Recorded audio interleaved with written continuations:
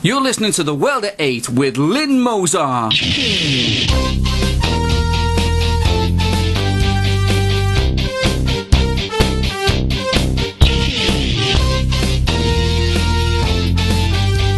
World at 8, the number one in nationalist news. These are the headlines today, Easter Monday, the 9th of April. Hand grenades and Easter eggs. Religious education must not be sidelined. Unemployment to rise as 100,000 lose jobs before summer. Jaguar to build a new car in Birmingham. Government to investigate benefits paid to Brits on the Costas. France fears a new serial killer is on the loose. Rebel forces refuse to sign ceasefire in Syria. Putin tells officials to drive any car you want as long as it's Russian. Thought for the day, the police racism blow up. UK news. Avon and Somerset police called in the bomb squad and sealed off a main road after a 3-year-old child trod on a hand grenade during an Easter egg hunt. The hand grenade was found in the Somerset woodland on Saturday morning during a preschool chocolate hunt attended by around 25 excited children and their parents. Army bomb squad officers were ordered to the scene after a horrified parent realised a toddler was standing on top of an unexploded grenade. The deadly hand grenade is believed to have been an old Second World War device. Avon and Somerset police confirm the grenade has been destroyed.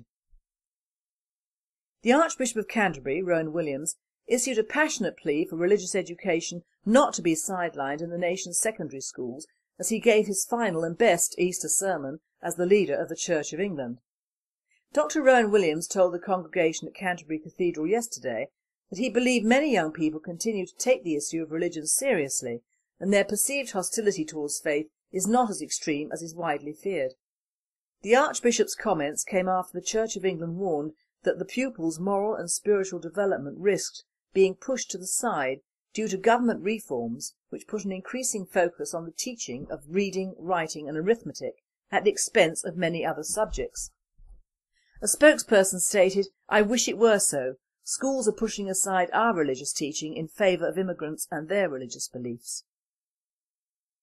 The Telegraph reports an extra 100,000 people will lose their jobs before the end of the summer and unemployment will not fall for another year and a half, according to a grim report from the Institute for Public Policy Research.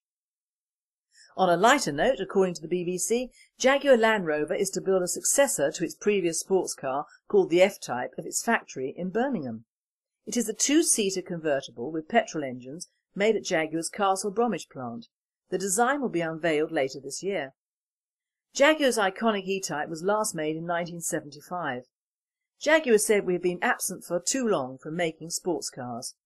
The car will go on sale in mid-2013 and it is hoped should boost jobs and car trade in that area. European news. It has been reported that up to £92 million is paid to people who have left the UK to live in other European countries, mainly Spain and the Costas.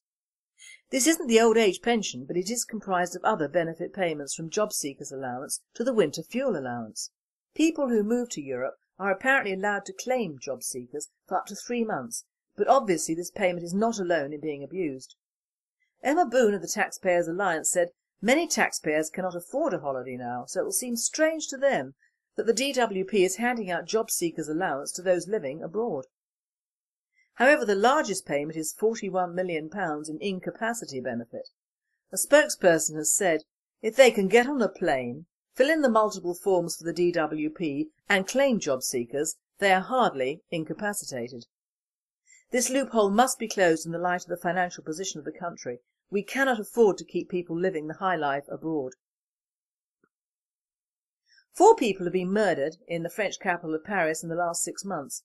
Latest victim, Nadia Lassine, was gunned down by a killer on a motorbike, a chilling echo of the Mohammed Mira killings.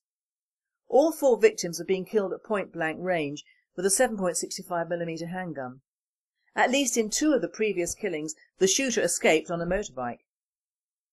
Claude Gain, the French Minister of the Interior, when asked if there was a link with the Mira shootings, replied, yes, that it was a concern. World news. While the world condemns the Syrian government for continued attacks, the rebel forces have refused to sign written agreements to end hostilities and the world has not promised to stop funding the rebels. The United Nations is still seeking a way to end the violence ahead of Tuesday's call for ceasefire. Syria's foreign minister is visiting Russia today for continued discussions on the crisis. A spokesperson has commented, "How can several countries get away with the bully boy tactics being employed here? The rebels who are causing the problem in the first place are being heavily subsidised by the UN and the Arab League. Assad has many supporters in his own country, just not the Saudis, the ones who apparently count." Amadou Toumani Touré, the president of Mali, has resigned following a military coup 3 weeks ago. The coup has seen much of northern Mali fall to Tuareg separatists over the last few weeks, yet many hope that the resignation will pave the way for a return to constitutional rule. The power vacuum caused by the coup allowed the rebels to seize ground. There are fears this could lead to a strengthening of Islamist terrorists, and some Malians are fleeing south. This is rather late, as the terrorists already hold the capital Timbuktu. Again, another African country will fall to militant Islam. Russian President-elect Vladimir Putin, in a bid to boost the Russian automotive industry, announced a series of new measures, including a proposal that all cars purchased at state expense be Russian. Speaking in Toylati at the launch of the new Lager Lagus, he said, "I think that all the bodies of state and municipal authority in the Russian Federation and all entities financed from the federal budget should be in the very near future begin to buy only cars made on the territory of the Russian Federation and the common economic space, in other words in Russia, Kazakhstan and Belarus." The Economic Development Ministry has announced it will prepare the necessary legislation within 2 months. "You know I love this man. He walks the walk and talks the talk, and to hell with the rest of the world. Also he is shrewd. He knows that he who monopolises the automotive industry of a country is always prepared for war. British government, take note." Thought for the day, the racist Met scandal. Oh dear, on this Easter weekend, with all thoughts around our religion and culture, we have yet another dig at our police force. Now you and I know that we, the British National Party, do not get a fair run for our money from the boys in blue, but still they are mainly at the moment, despite ethnic push, our boys in blue. What this murder of Stephen Lawrence has to do with this rant in the Mail on Saturday I really have no idea, but it seems he is like the veritable piñata to be brought out again and again and again. To what end? Even if there were such a thing as racism as opposed to tribalism, which is much more endemic, after all people of the same colour can and are tribal. I am tribal, very tribal, when it comes to my space and my patch of land. Even standing in a queue I am tribal. Try stepping into my place, matey, and you'll find out just how tribal I can be. We have the 200 British soldiers on exercise in Kenya in a tribal bar brawl. Was it between the native Kenyans and our lads? No, it was between the Irish and the Scots soldiers, apparently on discussions between the rights and wrongs of the Celtic and Rangers football clubs. The Kenyan police had to intervene. Must have been a first for them, I would think. So this was not reported as a racist bar brawl, because presumably they were all fairly pale-skinned and ginger. But this policeman, who was admittedly drunk at the time, told a Pakistani takeaway manager to go back to his own bleep country at the end of a heated conversation. Not nice, but not racist. We are not in Pakistan, but he is in the UK. My tribal country. Indeed, if we were in Pakistan, and this Pakistani had said the same thing to us, it would be considered normal practice, and he would have been congratulated on telling the truth.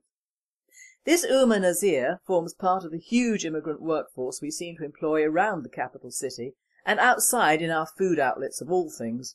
PC Philip Juhach, a very English name mind you, took exception to the fact that Nazir was throwing away food that was marked down in price to be sold, and Nazir was refusing to sell it to the PC. Apparently Juhach had also asked for a police discount. Now that would make me mad. Apparently the PC told Nazir, amongst other things, that people in Pakistan were starving and that Nazir was wasting food over here, and he then told him to get back to his own country. A sentence which I find very compatible with my own thoughts. Racist? No. Practical? Yes. Now I'm amongst friends this Easter Monday, so it'll be no surprise to many of you that if a magic cloud were to come over here and spirit away a goodly proportion of our Muslim friends and a fair portion of others, encompassing Eastern Europeans as well, not so racist in thought, I would be a very happy Easter bunny. I already sport large floppy ears and a large fluffy tail. What is chilling is the so-called dossier printed in the mail of the 10 cases facing the Metropolitan Police. Rather like a Stasi file, in truth. They range from using racist language on duty to racist attack on several children while trying to break up mass water fight in Hyde Park organised on Facebook. Now I'm only guessing, but a mass water fight, etc.? I would think several can read around 100, and children are obviously male speak for young teenagers, and probably black or mixed and totally out of control in a lovely public park. I would have got the water cannons on the bastards, let alone a racist attack. One of the funny ones is number 10. A black WPC in Westminster has been using racist language to her black and white colleagues, and she is on restricted duties. Now I know that to be a policeman nowadays is really a tough job. Not from the criminals aspect, but from the authorities themselves. We are condoning a secret police force in our country. They are not allowed to arrest or pursue the real criminals for fear of being racist. I say this because in one of our criminally insane mental hospitals, over 3/4 of the population are ethnics. More of that in a new report at a later date. But the police authorities themselves are compiling dossiers of what their own officers are supposedly doing. How can you do a job when no one is looking after your back? It is impossible.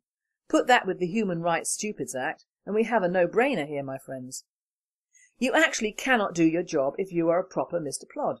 The only thing you will be fit for is going round schools and brush up on your Urdu mateys and imparting the laws of the road to the little buggers.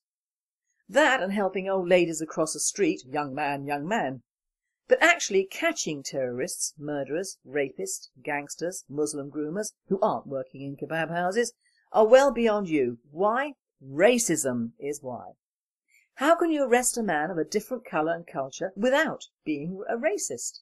You cannot, which is why this particular form of wording is now being used by the powers that be, in fact anyone who wants to be noticed and thought of as a good person. Well, I'm not a racist, I'm a good person. I do not see the colour of a man's skin. I will just sit quietly and remove the knife in my guts and go on my way. Never a racist thought in my head, I warble as I stagger to the nearest hospital. Take the word racist away from the English language. It allows the bad to go unpunished, the willing to become unwilling, and the good never recognised. Good luck to Mr. Philip Plod. You have been listening to The World at 8. I am Lynn Mozart, and I hope you all had a very, very happy Easter with lots and lots of chocolate.